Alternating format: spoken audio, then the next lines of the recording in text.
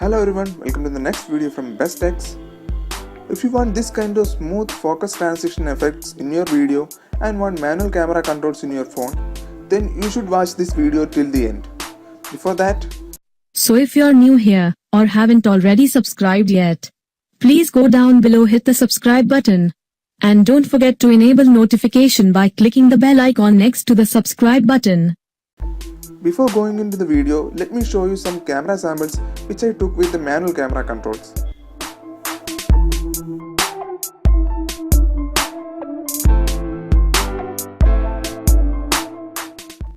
So to demonstrate this video, I am using Redmi Note 5 Pro. So if we jump into the manual camera option in the stop camera app, then you can see there is only two options, the ISO and the white balance.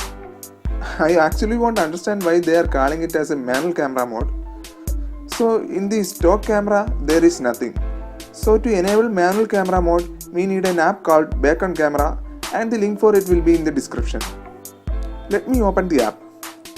So this app has a clean interface and all the manual camera settings are in the M menu.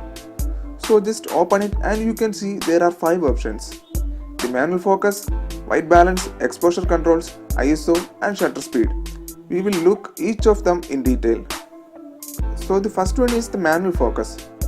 When we click on this, we can see a slider, and by varying this slider you can manually adjust the focus to background or to foreground according to your need. One of the main problems we face when using the stock camera app is that it won't focus on some objects like some pointy objects or any narrow bar.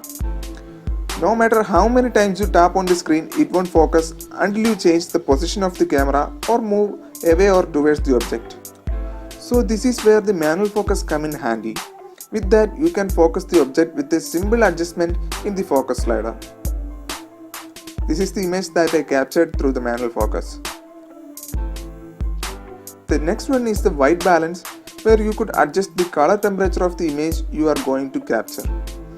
You can make the image cool or warm according to your need.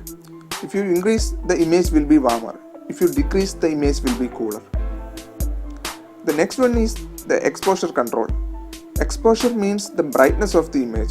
You can vary this also according to your need. And next we get the ISO controls. In auto settings, the ISO will be low in daytime and high in nighttime. As when the ISO is increased, the brightness of the image will also increase in night, but it also will bring some noise if it's increased. These are the two images I shot with lower and higher ISO. When you view these images simply, you won't notice any difference. When it's zoomed in, you may find some difference.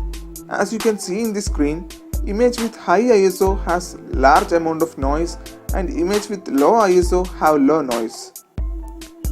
Next is the shutter speed. Before going into the shutter speed, I want to show you something. I don't know whether it's the problem of the device or the camera app. If I increase the shutter speed beyond 1/2, the camera app simply crashes. So when you are using this app, make sure you won't increase the shutter speed beyond 1/2.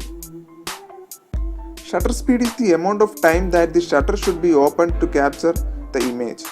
When the shutter is open for a long time, it will capture more light and the image will be brighter. Now in this situation, we have good amount of lighting, and if we are capturing an image with low shutter speed, the image will be much brighter. The manual shutter speed control is very much useful when we are using it in low light. As we can't vary the shutter speed beyond 1/2 seconds in this device, I will show you an image which was shot on an other phone with Beacon camera installed. This image clearly shows the difference between the stock camera and the Beacon camera with manual settings. Here in this shot, the situation was very much low light.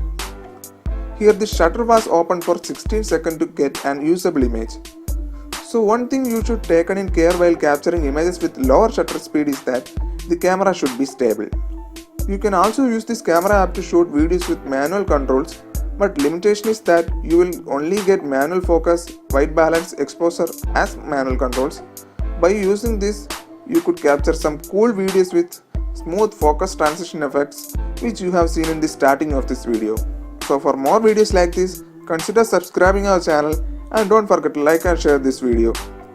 and some more sample images I took with this camera app will be added at the end of this video. Meet you in the next video.